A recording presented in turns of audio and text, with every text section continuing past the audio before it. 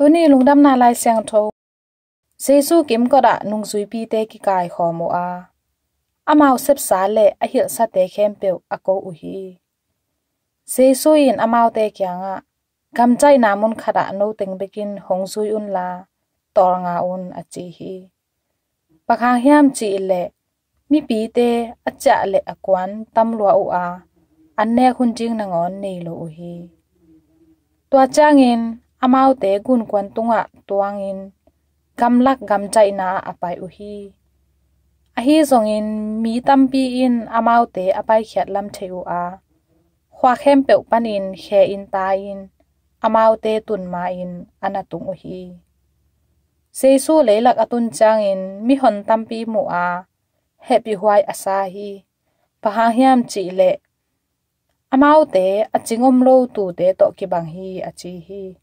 tua changin amau te thu tampi hil ding akipan hi in to ba lungdam na lai siang tho a hi Christu to pa nang tunga phatna tai